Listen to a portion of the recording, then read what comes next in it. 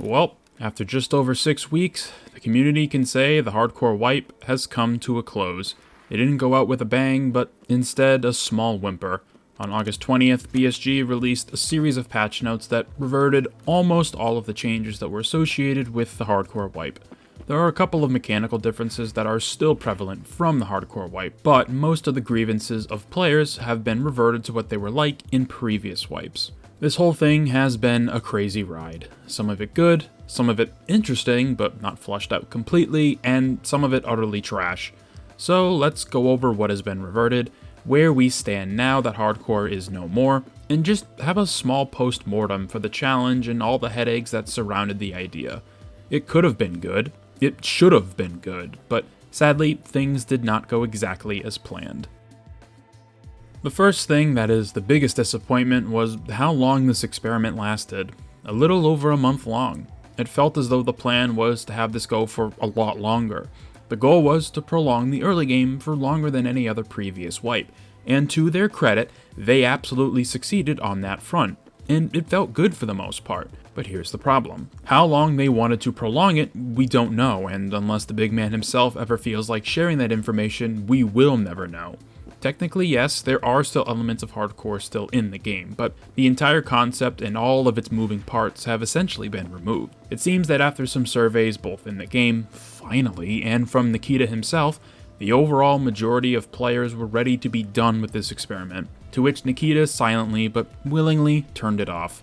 So now, we're almost back to the game feeling like it did before the most recent wipe. However, these revisions were met halfway, sort of. The most hilarious observation about the most recent patch is that while yes, most of the hardcore elements are gone, some still remain. Most notably, not being able to put medical items in your container and how much money needs to be spent at a trader to level them up. I have no idea if this was intentional or not, or if they just forgot in the laundry list of changes that needed to get us back to normal Tarkov. And while I don't mind the container changes staying, the fact I still need to spend like 2 to 5 million plus rubles to level up a trader to level 3 or 4 is insane. I guess this is just the monkey's paw curling. We got what we wanted, but at what cost? Literally. We are now in this weird limbo stage where most of hardcore is gone, but not all of it, so people can insure items again, but it takes 17 plus million rubles to upgrade Peacekeeper. So it's all very confusing, which once again shows that their plan, whatever it may have been, got thrown out the window very quickly. This entire experiment has rubbed people the wrong way, so much so that BSG has been trying to fix and entice people back in since pretty much day one, and that always confused me. If you're so interested and adamant about a hardcore wipe, screw it and say full send, but the backpedaling so early on left a sour taste in many people's collective mouths. It's like, hey, we have this cool idea, but we don't know exactly how to execute on it, so we'll just throw stuff at the wall and see what sticks. It's not the way to do it, because nothing really stuck. Some of the ideas people were more receptive to, but the problem there was that those changes were not fixed even if they had been in the game for years. And there is one change in particular that came with this patch that, to me, is honestly the icing on this overall shit cake. The flea market. It's back. Whether you wanted it or not, it has returned into the game, although in a deeply neutered state, at least for the time being. It unlocks at level 35, the highest level requirement it has ever needed since it was introduced. Which, I mean, is cool, but also at the same time, my brain immediately just goes, why? If you're at that level or higher, you likely don't even need the flea at this point. You have most of what you're looking for. And for someone who's been either struggling with this wipe or just getting into it later on, 35 is no easy feat. That level requirement will take some time, so their one chance at having the ability to feel competitive with other players is just far enough out of reach that they might not even try. I don't want to just dump on them for trying to meet us halfway by adding the flea back, but once again, it doesn't feel thought out that much. I don't have it, not that I really care for it much, and besides, I haven't seen if there are any major restrictions other than they need to once again be found in raid to put up items for sale. And you're only allowed one item up on the flea at a time, again, to reinforce the whole neutered version of this mechanic. But for those who were simply waiting for it to return or didn't want to play unless the flea was added back, well, now's your chance. Whether or not they mess with it any more than they already have remains to be seen.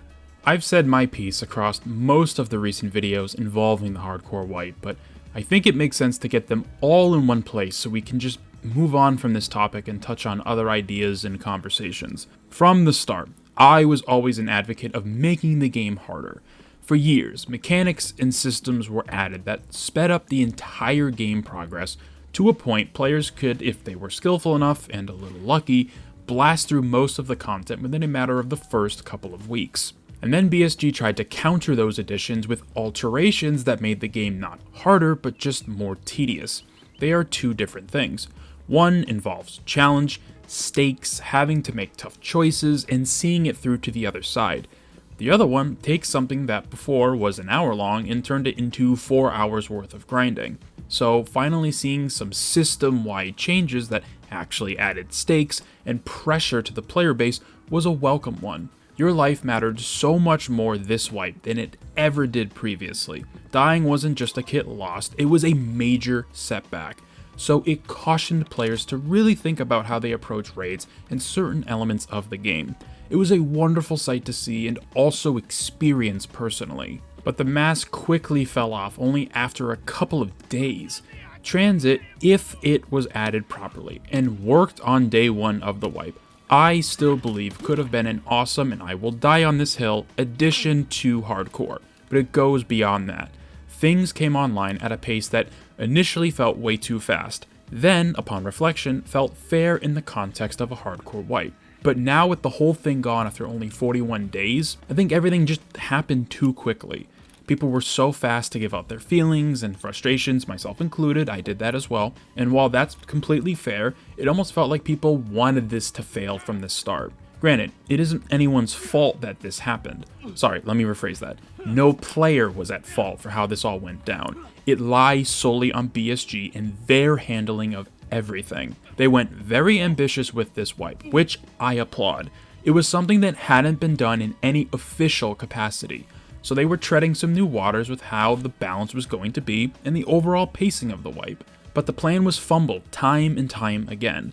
Aspects of it compromised from day one. It was going to be difficult to enjoy considering it was screwed from the start. And by the time they had addressed whatever the issue of the week was, the community had made up its mind. And I've said this so many times, but one last time won't hurt. This could have been an awesome experience.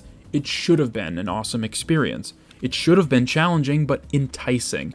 A hurdle you had to overcome but was absolutely possible with some elbow grease and a dose of luck. But the reality was that things became even more tedious and grindy, which doesn't correlate with a challenge introducing real difficulty. It ultimately came down to spend more money to solve the same problems we've had for the last 7 or 8 years, which to me isn't fun nor is it hardcore. They were pretty close with the entire experiment. But sadly, the bad outweighed the good, and it all came apart in the end. As long as they learned from this and can use some of the data and feedback for future endeavors, I will say it was all worth it in the end.